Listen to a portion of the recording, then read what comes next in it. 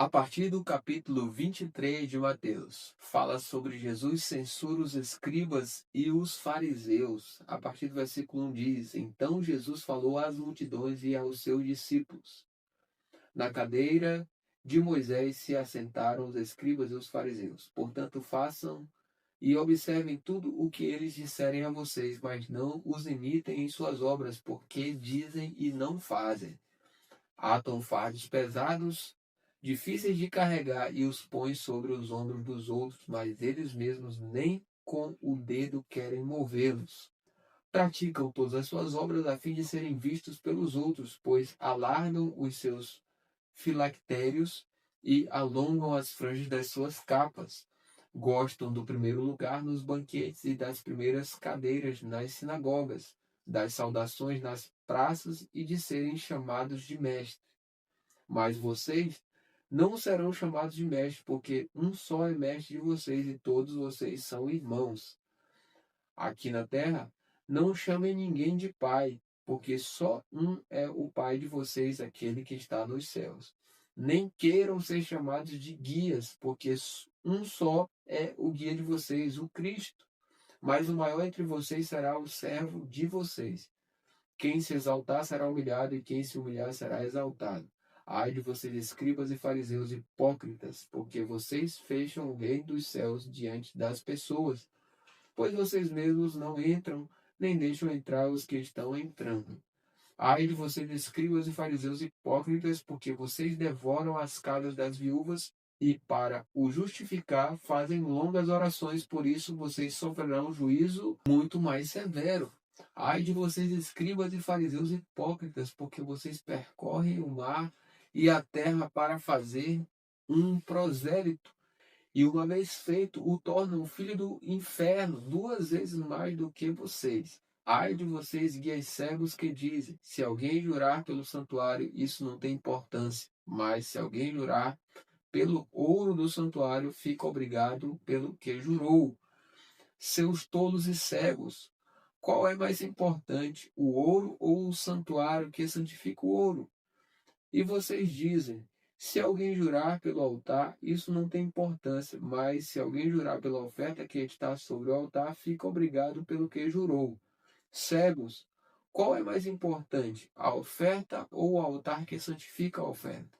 Portanto, quem jurar pelo altar, jura por ele e por tudo o que está sobre ele.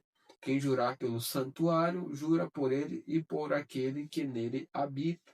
E quem jurar pelo céu, jura pelo trono de Deus e por aquele que está sentado no trono. Ai de vocês, escribas e fariseus hipócritas, porque vocês dão o dízimo de hortelã, do endro e do cominho, e desprezam os preceitos mais importantes da lei, a justiça, a misericórdia e a fé. Mas vocês deviam fazer estas coisas sem omitir aquelas.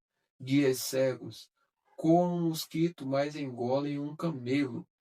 Ai de vocês, escribas e fariseus hipócritas, porque vocês limpam o exterior do copo e do prato, mas estes por dentro está cheio de roubo e de glutonaria.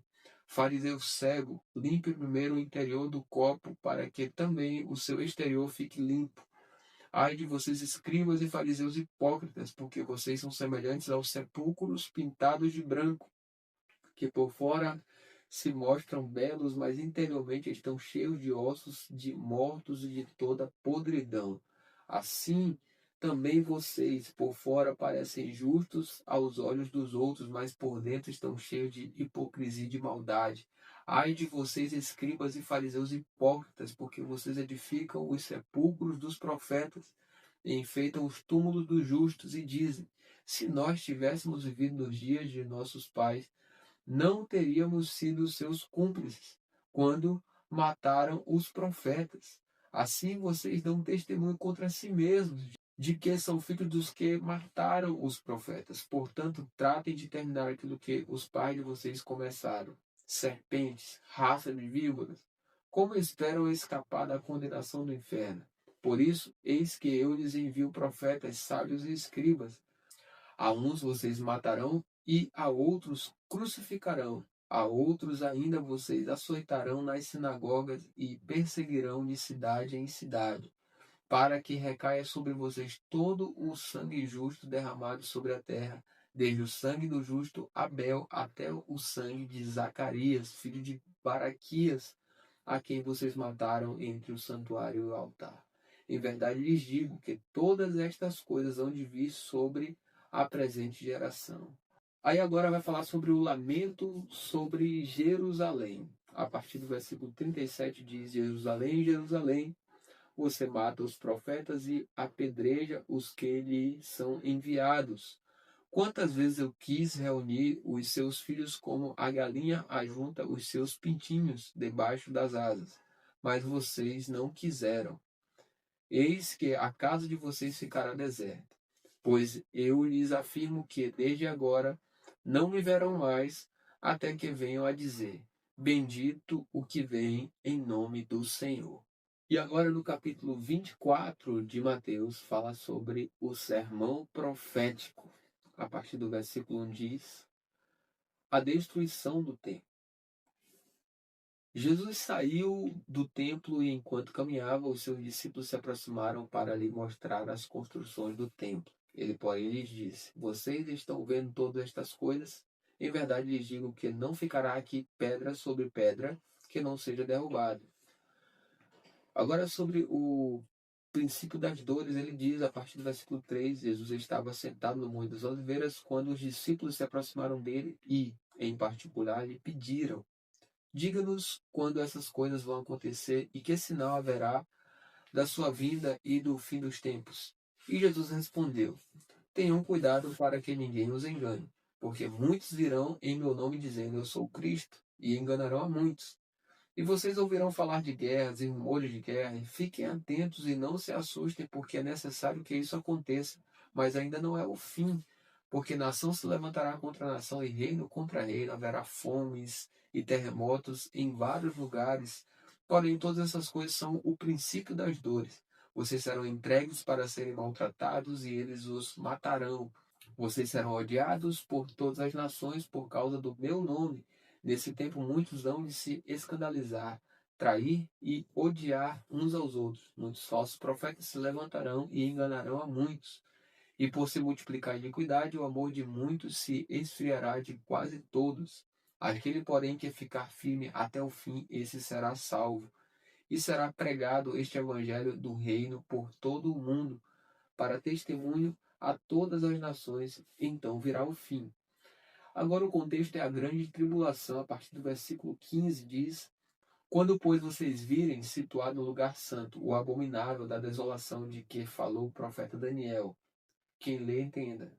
Então, os que estiverem na Judéia fujam para os montes. Quem estiver no terraço não desça para tirar de casa alguma coisa. E quem estiver no campo não volte atrás para buscar a sua capa.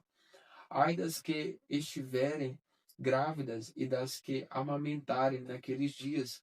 Orem para que a fuga de vocês não aconteça no inverno nem no sábado, porque nesse tempo haverá grande tribulação, como nunca houve desde o princípio do mundo até agora e nunca mais haverá. Não tivessem aqueles dias sido abreviados, ninguém seria salvo, mas por causa dos escolhidos, tais dias serão abreviados. Então, se alguém disser a vocês: Olhe, aqui está o Cristo, ou ali está ele, não acreditem, porque surgirão falsos cristos e falsos profetas, operando grandes sinais e prodígios, para enganar, se possível, os próprios eleitos. Eis que tenho predito isso a vocês, portanto, se disserem a vocês: Eis que ele está no deserto, não vão lá. Ou se disserem: Eis que ele está no interior da casa, não acreditem. Porque assim como o relâmpago sai do oriente e brilha até o ocidente, assim será a vinda do Filho do Homem.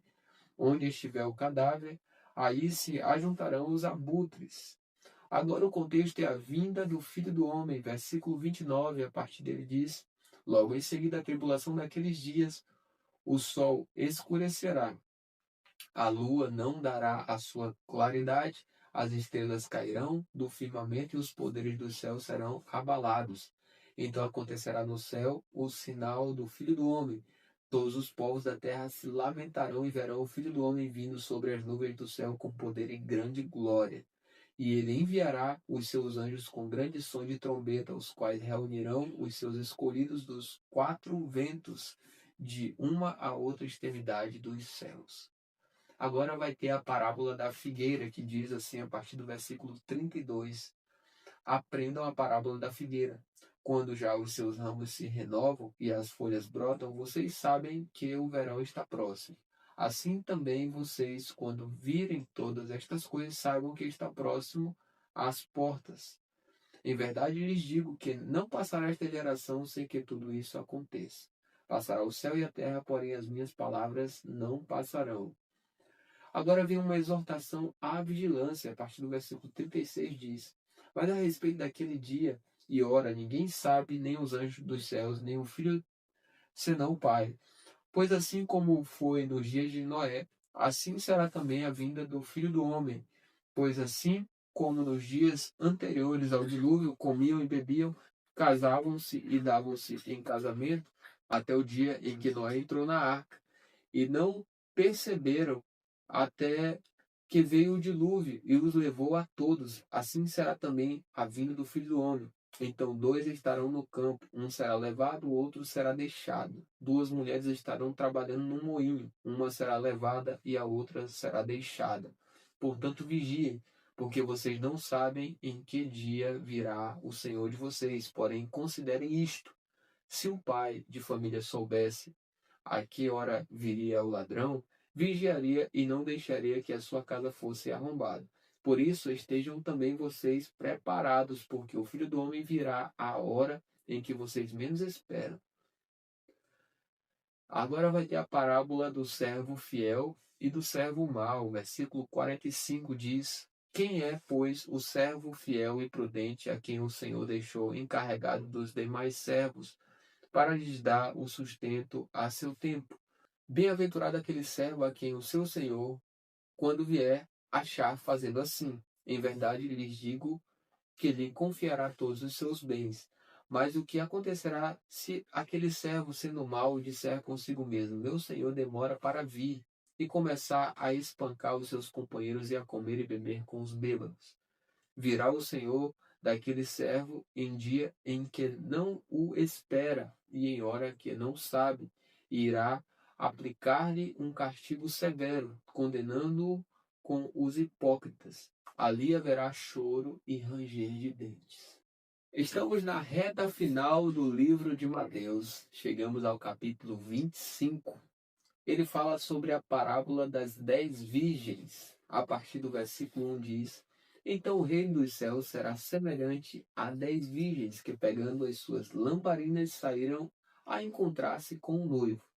5 delas eram imprudentes e 5 prudentes. As imprudentes, ao pegar as suas lamparinas, não levaram óleo consigo, mas as prudentes, além das lamparinas, levaram óleo nas vasilhas. E, como o noivo estava demorando, todas ficaram sonolentas e adormeceram. Mas, à meia-noite, ouviu-se um grito: Eis o noivo! Saiam ao encontro dele. Então todas aquelas virgens se levantaram e prepararam as suas lamparinas. E as imprudentes disseram às prudentes: Deem a nós um pouco do óleo que vocês trouxeram, porque as nossas lamparinas estão se apagando. Mas as prudentes responderam: Não, porque então vai faltar tanto para nós como para vocês. Vão aos que o vendem e comprem óleo para vocês. E, saindo elas para comprar, chegou o noivo.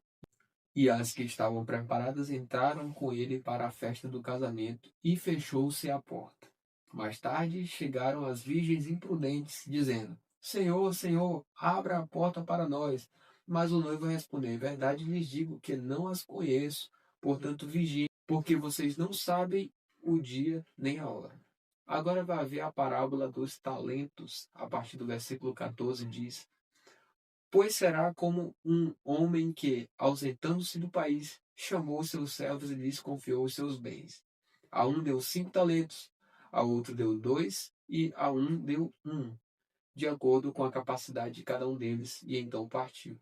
O servo que tinha recebido 5 talentos saiu imediatamente a negociar com eles e ganhou outros 5. Do mesmo modo, o que tinha recebido 2 ganhou outros 2. Mas o servo que tinha recebido 1 talento, saindo, fez um buraco na terra e escondeu o dinheiro do seu senhor. Depois de muito tempo, o senhor daqueles servos voltou e fez um ajuste de contas com eles. Aproximando-se, o que tinha recebido 5 talentos entregou outros 5, dizendo: O senhor me confiou 5 talentos, eis aqui outros 5 que ganhei. O senhor disse: Muito bem, servo bom e fiel, você foi fiel no pouco, sobre o muito o colocarei. Venha participar da alegria do seu senhor. E aproximando-se também o que tinha recebido 2 talentos, disse: O senhor me confiou 2 talentos, eis aqui outros 2 que ganhei. Então o senhor disse: Muito bem, servo bom e fiel, você foi fiel no pouco, sobre o muito o colocarei. Venha participar da alegria do seu senhor. Chegando por fim o que tinha recebido 1 talento, disse: Sabendo que o Senhor é um homem severo, que colhe onde não plantou e ajunta onde não espalhou, fiquei com medo e escondi o seu talento na terra. Aqui está o que é seu. Mas o Senhor respondeu: Servo mau e preguiçoso, você sabia que eu colho onde não plantei e ajunto onde não espalhei. Então você devia ter entregado o meu dinheiro aos banqueiros, e eu, ao voltar, receberia com juros o que é meu. Portanto, tirem dele o talento e deem ao que tem 10, porque a todo o que tem mais será dado e terá em abundância, mas ao que não tem, até o que tem lhe será tirado. Quanto ao servo inútil, lancem-no para fora nas trevas, ali haverá choro e ranger de dentes. E agora vai falar sobre o grande julgamento. A partir do versículo 31 diz: Quando o Filho do Homem vier na sua majestade e todos os anjos com ele, então se assentará no trono da sua glória. Todas as nações serão reunidas em sua presença e ele separará uns dos outros, como o pastor separa as ovelhas dos cabritos. Porá as ovelhas à sua direita e os cabritos à sua esquerda. Então o rei dirá aos que estiverem à sua direita: Venham benditos de meu Pai, venham herdar o reino que está preparado para vocês desde a fundação do mundo. Porque tive fome e vocês me deram de comer, tive sede e vocês me deram de beber. Eu era forasteiro e vocês me hospedaram. Estava nu e vocês me vestiram. Enfermo e me visitaram. Preso e foram me ver. Então os justos perguntarão: Quando foi que vimos o Senhor com fome e lhe demos de comer? Ou com sede e lhe demos de beber? E quando foi que vimos o Senhor como um forasteiro e o hospedamos, ou nu e o vestimos? E quando foi que vimos o Senhor enfermo ou preso e fomos visitá-lo?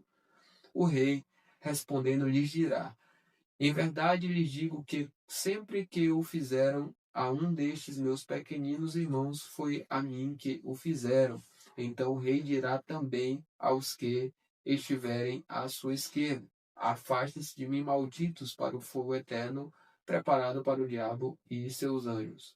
Porque tive fome e vocês não me deram de comer, tive sede e vocês não me deram de beber. Sendo forasteiro, vocês não me hospedaram, estando nu, vocês não me vestiram.